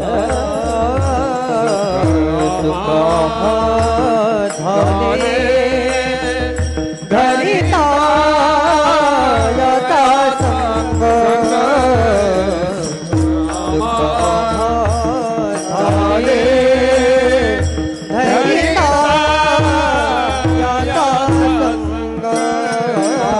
पळाले उद्वेग सांडोनिया. पळाले उद्वेग सांडोनिया. सांडोनिया सांडोनिया. सुख आम्हा झाले धरिता याचा संग. सुख आम्हा झाले धरिता याचा संग. पळाले उद्वेग सांडोनिया. पळाले उद्वेग सांडोनिया. सांडोनिया सांडोनिया. सुख आम्हा झाले धरिता याचा संग. झाले धरिता याचा संग. सुख झाले धरिता संग याचा. पळाले उद्वेग सांडोनिया. पळाले उद्वेग सांडोनिया. सुख आम्हा झाले याचा संग. पळाले उद्वेग सांडोनिया.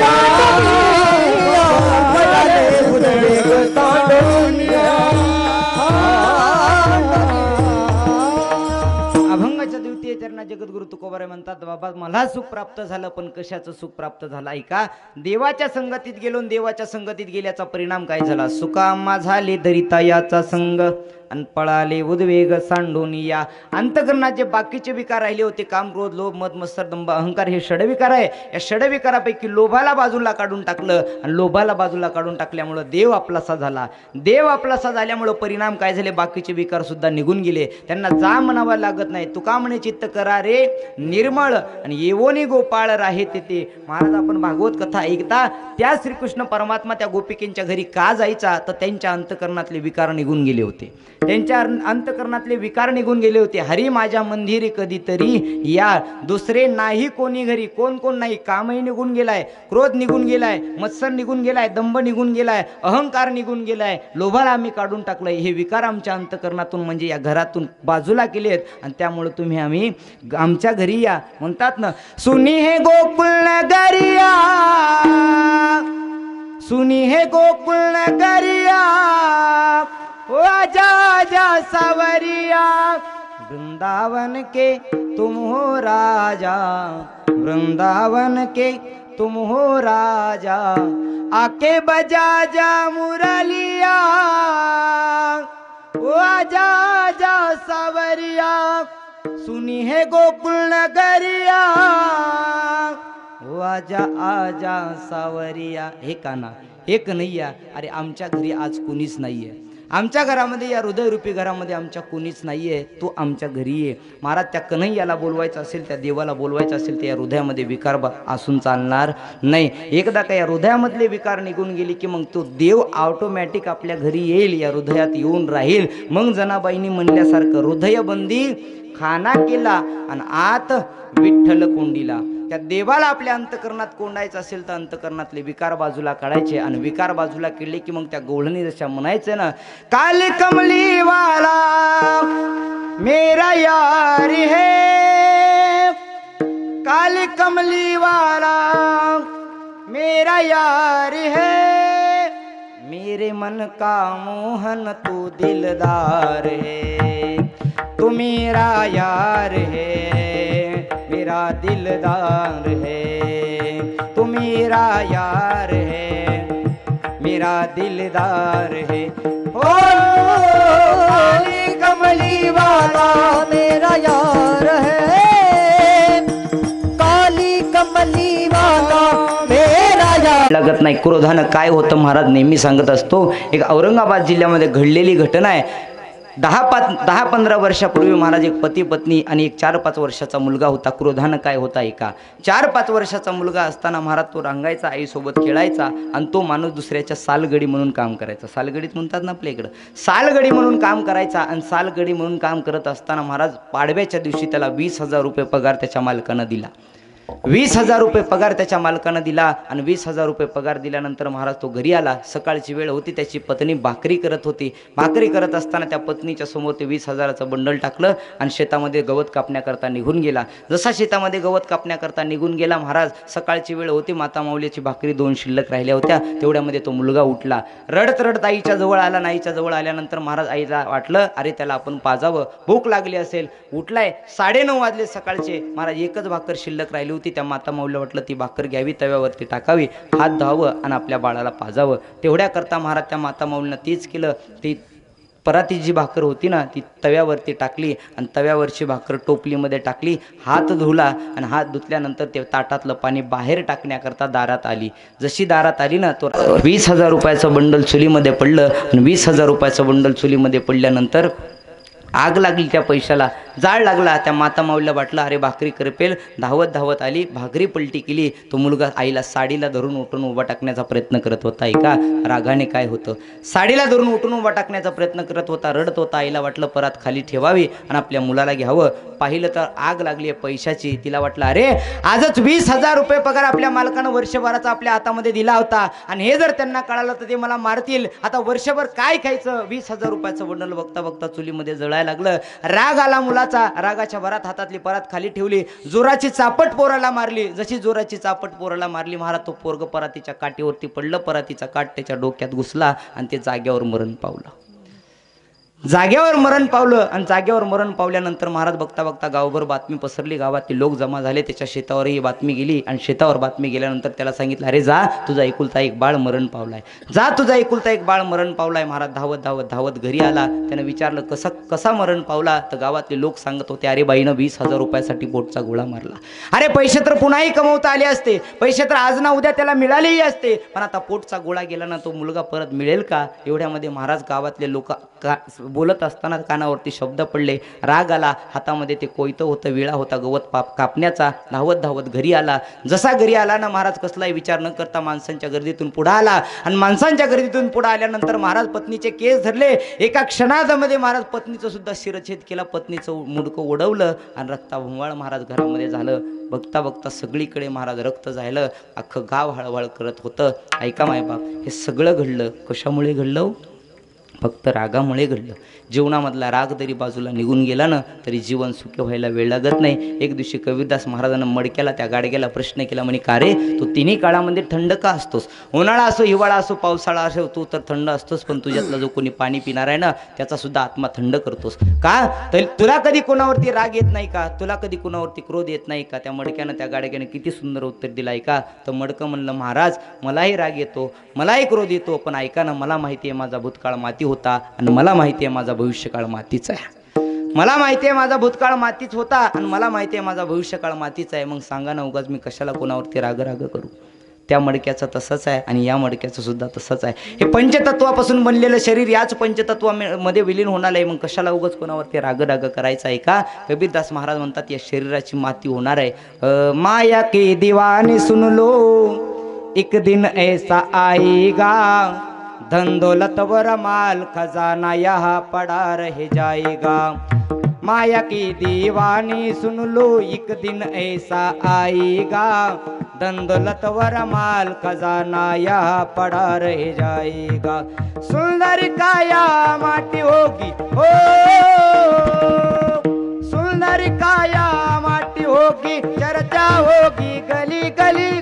ले लो रे कोई शाम का प्याला, शोर मचाओ गली गली. बोलो राम, बोलो राम, बोलो राम राम राम. बोलो श्याम, बोलो श्याम, बोलो श्याम श्याम श्याम. अरे या जगामध्ये एक माया के दीवाने सुन लो, एक दिन ऐसा आएगा, धन दौलत माल खजाना यहाँ पड़ा रही जाएगा. ये शरीर सुंदर काया, काया म्हणजे शरीर, सुंदर काया माटी होगी, चर्चा होगी गली गली. अरे या शरीराची आज ना उद्या माती होणार आहे. सांग ना, मग कशाला उगाच कोणावरती गर्व करतोस? अरे या जगाला कुठपर्यंत आपलं म्हणत बसलायस? दुनिया को तू कब तक पगले, अपना कहता जाएगा.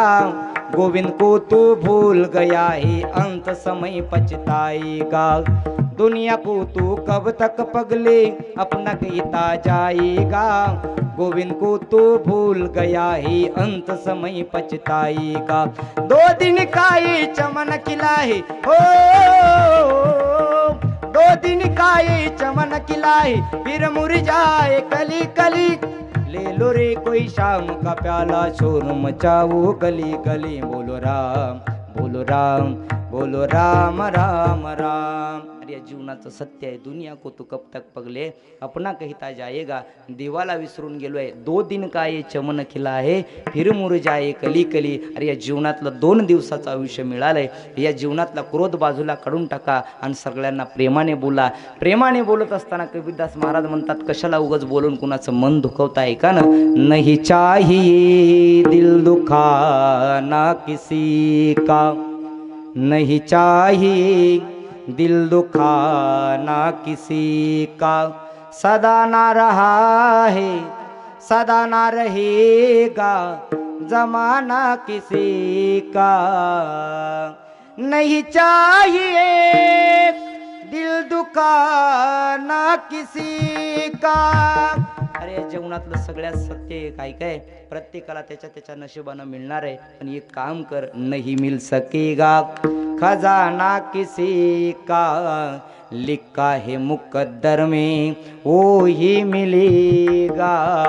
नहीं मिल सकेगा खजाना किसी का, सदा ना रहा है जमाना किसी का. सदा ना रहा है जमाना किसी का नहीं चाहिए, दिल दुखाना किसी का नहीं चाहिए, दिल दुखाना किसी का. अरे या जीवनातलं एकमेव सत्य आहे, नाही चाहिए दिल दुखाना किसी का. कशाला उगाच कुणाला बोलून आपलं महाराज आयुष्य वाटोळं करताय. एखाद्याची गोष्ट नाही आवडली तर त्याचे त्यांना मार्गाने जाऊ द्या, आपण आपल्या मार्गाने जा. या क्रोध नावाचा विकार जरी आपल्या अंतकरणातून बाजूला गेला ना तरी जीवन सुखी व्हायला वेळ लागत नाही. तुकोबाराय म्हणतात मी काय केलं आहे का, लोभ बाजूला काढला. लोभ बाजूला काढल्यामुळं परिणाम काय झाला, देवाच्या संगतीत जाण्याचं सुख मिळालं. देवाच्या संगतीत गेल्यामुळं माझं काय झालं तर मी सुखरूप झालो.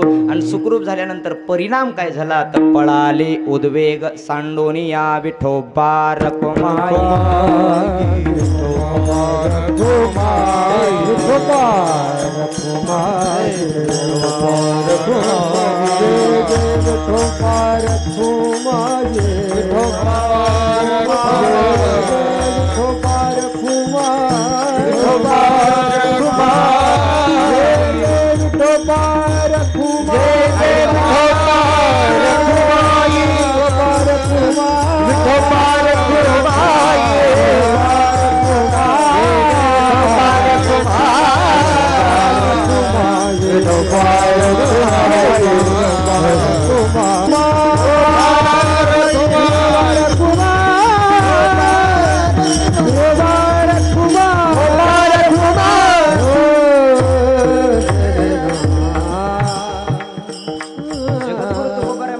देवाची भक्ती केली, देवाच्या भक्ती केल्याचा परिणाम माझ्या अंतकरणातले सगळे विकार बाजूला निघून गेले.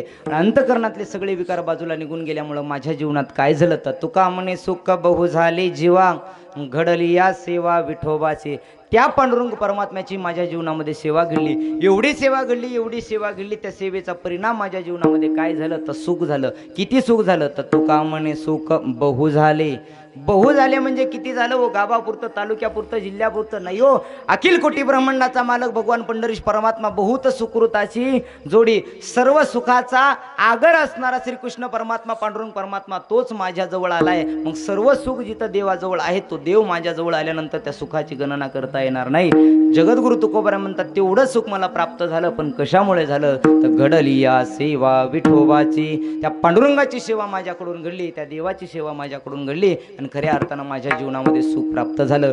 कुणाची ना कुणाची सेवा घडली की महाराज सुख मिळतंच. ऐका, सामान्य गोष्ट सांगतो तुम्हाला, एखाद्या व्यक्तीला जर पण आदरानं मान देत असेल, सन्मान देत असेल आणि त्यानं थोडं जर आपलंसं काम केलं आपलं तर आपण त्याला सुखी समाधानी आपण त्याच्यापासून होतो. थोडं काम करू द्या, जाऊ द्या, थोडं काम नाही करू द्या, पण ते जरी म्हणला या महाराज बसा तरी सुद्धा आनंद वाटतो, समाधान वाटतं. पण त्याच्याकरता अगोदर थोडी सेवा करणं गरजेची आहे. आज जो तानाजी पिक्चर एवढा चालतोय ना, त्या तानाजीनं आयुष्यभर महाराज छत्रपती शिवाजी महाराजांची आणि जिजाऊ मासाहेबाची सेवा केली. तेवी कसलाही स्वार्थ न करता महाराज, तो तानाजी म्हणजे सामान्य नव्हता. तो तानाजी आपण पाहिला असेल, एवढा कष्टकरी मावळा होता, एवढा कष्टकरी मावळा होता. त्याच्यासारखा महाराज दुसरा कष्टकरी मावळा या जगाच्या पाठीवर झालाही नाही आणि होणार सुद्धा नाही.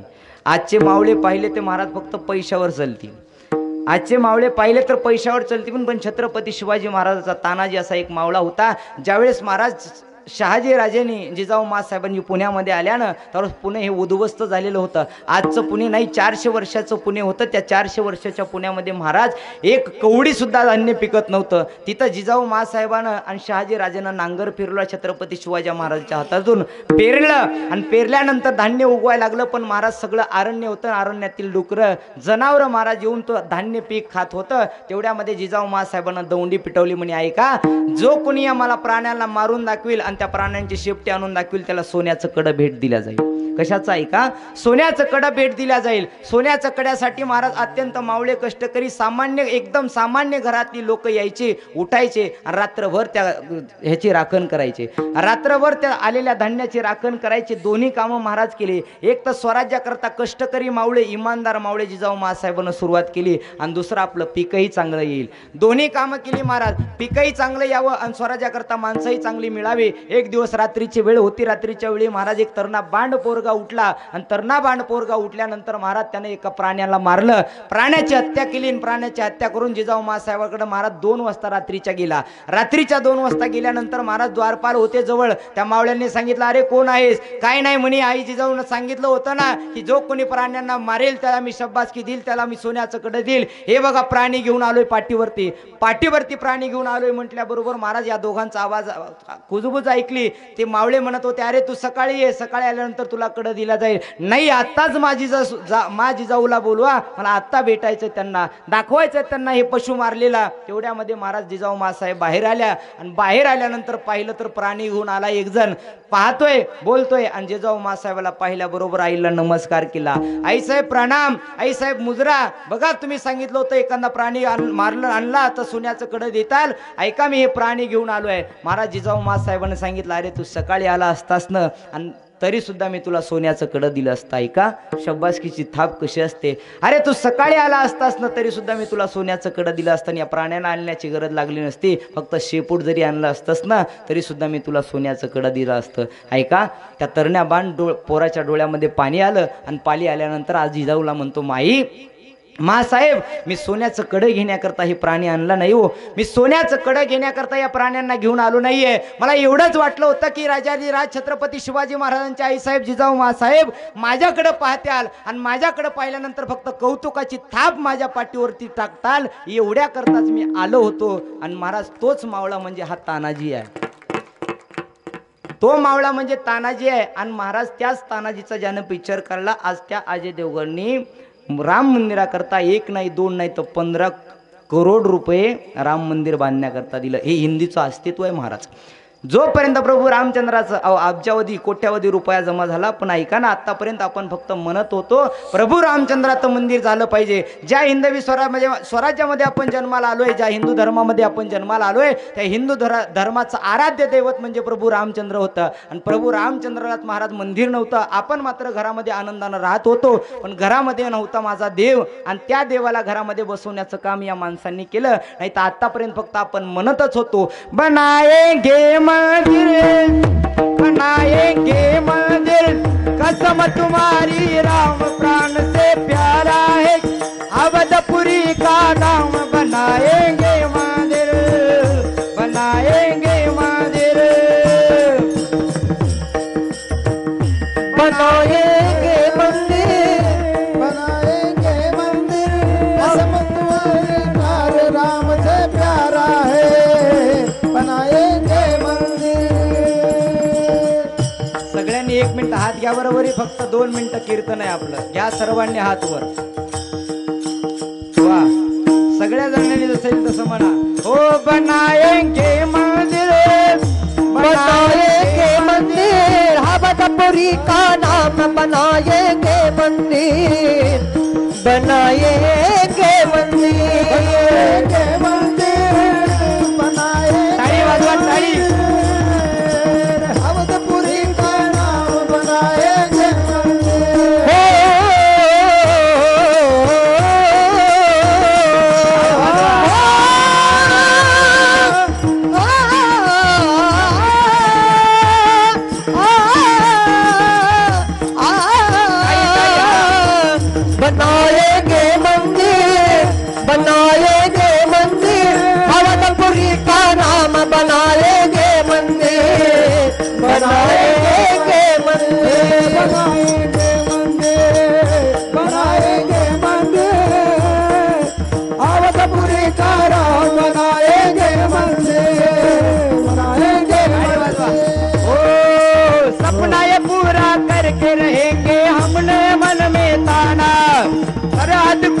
पार करेंगे देखेगा ये जमाना, सरहद हम पार करेंगे देखेगा ये जमाना, सरहद हम पार करेंगे देखेगा ये जमाना, सपना ये पूरा करके रहेंगे हमने मन में ताना, हर हद को हम पार करेंगे देखेगा ये जमाना, सरहद को पार करेंगे देखेगा ये जमाना, हर हमें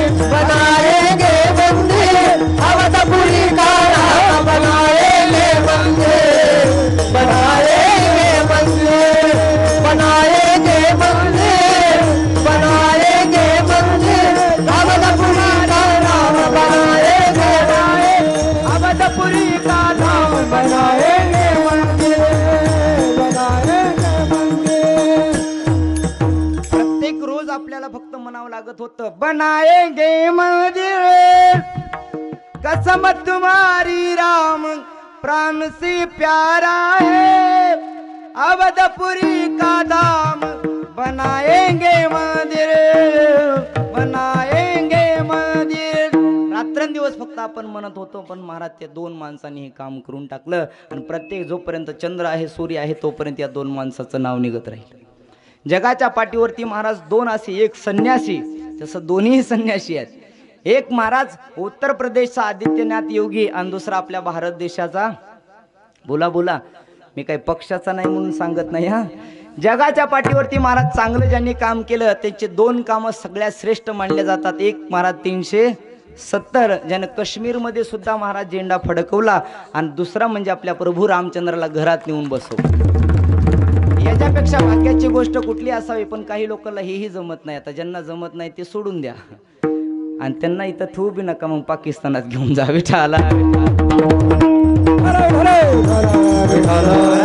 कधीतरी आपण त्या माणसांना धन्यवाद दिले पाहिजे. चला, जवळपास 10 मिनिटं आपले जास्त होऊन गेले. बघता बघता शेवटच्या चरणात जगद्गुरु तुकोबाराय म्हणतात, त्या देवाची सेवा मला घडली, त्या देवाच्या सेवा घडल्याचा परिणाम काय झाला, माझ्या जीवनामध्ये सुख झालं. आपणही कुणाची तरी सेवा केली तर नक्की आपल्याला सुख होईल. महाराज दोन गोष्टी नेहमी लक्षात ठेवत जा. मी नेहमी सांगतो ऐका, एक जन्म देते आई आणि दुसरा जन्म देता बाप, या कधीही विसरू नका. बाप काय असतो महाराज, बाप गेल्यानंतर बापाची किंमत कळते. बापाला एका कवीनं नारळाची उपमा दिली. बाप किती गोड आहे, किती गोड आहे ऐका, गेल्यानंतर बाप कळतो किती कठोर आहे. बापाला एका कवीनं नारळाची उपमा दिली. दादा, नारळ जरी वरून दिसायला कठोर असलं ना, तर नारळ फोडल्यानंतर आतला गाभाही त्याचा खाण्याकरता असतो, आणि त्यातलं आतले पाणी पिण्यासारखं असतं ना, तसं बापाचं हृदय असतं. फक्त बापाच्या हृदयामधलं आपल्याला प्रेम कळत नाही. ज्याला बापाच्या हृदयामधलं प्रेम काढता आलं ना, जगाच्या पाठीवरती सर्वात सुखी तो होतो. जगाच्या पाठीवरती सुख समृद्धीनं वागावं असं वाटत असेल तर आपल्या जन्मदेत्या आईला आणि जन्मदेत्या बापाला कधी विसरू नका. म्हणतात ना, बाप स्वाभिमानी बाणा त्याचा कणखर कणा, बाप स्वाभिमानी बाणा त्याचा कणखर कणा, त्याच्या हृदयात सुद्धा लाजाळूची संवेदना. बाप घराचा तो पाया आई कळ सत्यावर, बाप घराचा तो पाया आई कळ सत्यावर, जेव्हा खाचा तो न पाया तेव्हा कुसळ ते घर. महाराज आयुष्यभर न रडणारा बाप एका वेळा ढसा ढसा रडत असतो. कधी रडतो ऐका, या दिवशी एकुलती एक मुलगी आपली सासरला जाते ना, त्यावेळेस कधीच न रडणारा बाप ढसा ढसा रडतो. आपलं सोडा, राजा जनकासारखा बाप सीतेसाठी रडला, मग तुम्ही आम्ही सामान्य जीव आहे ऐका. आयुष्यभर जो बाप अश्रू साठवतो कशा करता, बाप साठवी तो अश्रू फक्त एका क्षणासाठी, बाप साठवी तो अश्रू फक्त एका क्षणासाठी, आयुष्यभराचे रडतो लेक जाताना सासरी, आयुष्यभराचे रडतो लेक जाताना सासरी. बाप स्वाभिमानी बाणा त्याचा कणखर कणा, त्याच्या हृदयात सुद्धा लाजाळूची संवेदना. जीवनामध्ये सगळ्या गोष्टी विसरा, पण जन्म देत्या आईला जन्म देत्या बापाला कधी विसरू नका. हर बात को तुम बोलो भले, माँ बाप को मत भूलना, उपकार इनके लाखों है, इस बात को मत भूलना. चाहे लाख कमाई धन दौलत, चाहे कोटी बंगला सजाया है, माँ बाप ही खुश ना है तेरे, बेकार ये सारी कमाई है. ये खेल नहीं अनमोल है, इस बात को मत भूलना. हर बात को तुम भूलो भले, माँ बाप को मत भूलना. तेरे जीवन में खुशियाँ तमाम आएगी, तेरे जीवन में खुशियाँ तमाम आएगी। तू ले ले माँ की दुआएं तेरे काम आएगी। ओ माँ ओ मेरी माँ, माँ ओ मेरी माँ, माँ ओ मेरी माँ, माँ ओ मेरी माँ। एकदा का जीवनातला आई वडील निघून गेले, एकदा का जीवनातला बाप निघून गेला दादा, कुणी कुणाचं नसतं. जेवढी होईल तेवढी आपल्या आई वडिलाची सेवा करा. झाले शिवा पांडुरंग परमात्म्याच्या चरणावरती समर्पित. नेहमी आपण सर्वांनी ऐकले आहे. एकच कडू आईच्या कवितेचं म्हणू आणि शेवेला पूर्ण विराम देऊ. कशाला गेली आई तू स्वर्गाला, कोणी आगी तुझ्या या बाळाला. हा 9 दिवस 9 महिने वर्ष झाले ग, आई विना या जगात कोणी नाही ग. 9 दिवस 9 महिने वर्ष झाले ग, आई विना या जगात कोणी नाही ग. कशाला गेली आई तू स्वर्गाला, कोणी आहे तुझ्या बाळाला. हा बाप माझा दारू पिऊन गोंधळ घाली ग, भाऊ माझा आई म्हणून निघून जाई ग. बाप माझा दारू पिऊन गोंधळ घाली ग, भाऊ माझा आई म्हणून निघून जाई ग. कशाला गेली आई तू स्वर्गाला, कोणी आहे तुझ्या बाळाला. कुणाची मावशी कुणाची मामा कुणाची बहीण ग, आई विना या जगात कोणी नाही ग. कुणाची मावशी कुणाची मामा कुणाची बहीण ग, आई विना या जगात कोणी नाही ग. कशाला गेली आई तू स्वर्गाला, कोणी आहे तुझ्या या बाळाला. कशाला गेली आई तू स्वर्गाला, कोण आहे तुझ्या या बाळाला. जेवढं होईल तेवढी आपल्या आई वडिलाची सेवा करा. झालेली सेवा पांडुरंग परमात्म्याच्या चरणावरती समर्पित. तुम्हा सर्व श्रोते जन्म बाप्पांच्याही चरणावरती समर्पित. योग्य असेल ते मला गुरूंचा आई वडिलांचा आशीर्वाद असेल, अयोग्य असेल ते माझ्या बुद्धीचे दोष. आणि माझ्या बुद्धीचे दोष म्हणण्यापेक्षा आपलंच लेकरू काहीतरी चुकलंय असं म्हणा, म्हणजे मी त्या चुका दुरुस्त करण्याचा प्रयत्न करेल. पुन्हा एकदा तुमच्या सर्वांच्या चरणावरती कोटी कोटी धन्यवाद. तुम्ही जे एवढं प्रेम देता महाराज, माझंच काहीतरी पुण्य असेल किंवा माझं काहीतरी कर्म असेल की त्या कर्माचा परिणाम मला तुमचं पुण्य मिळतंय, तुमचं प्रेम मिळतंय.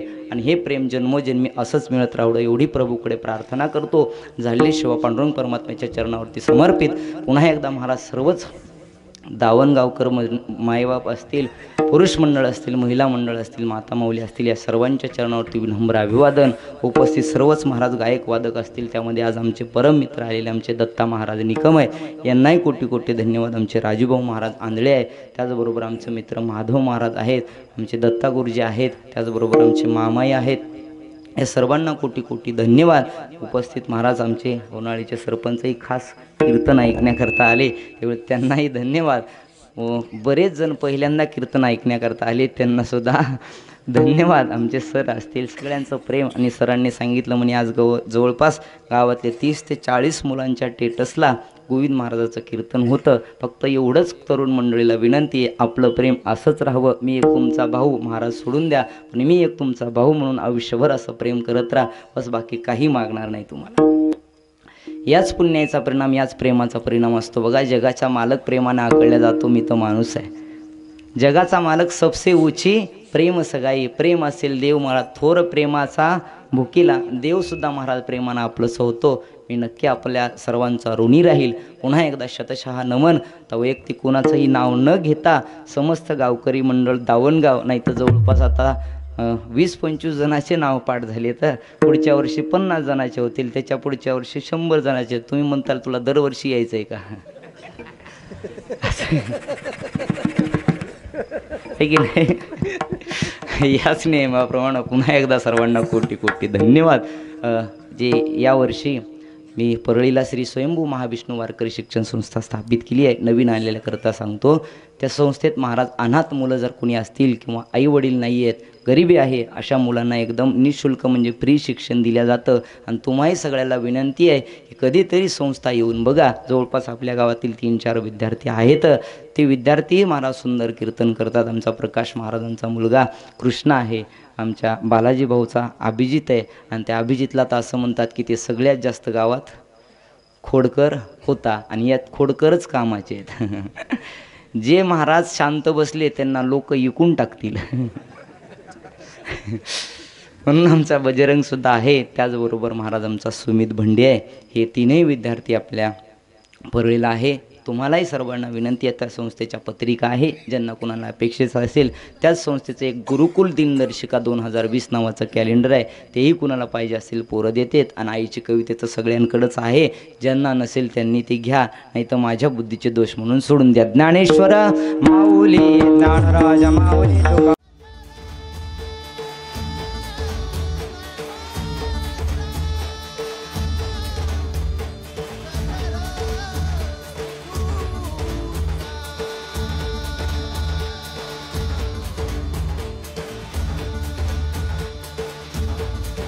मन मंदिरा गजर भक्तीचा.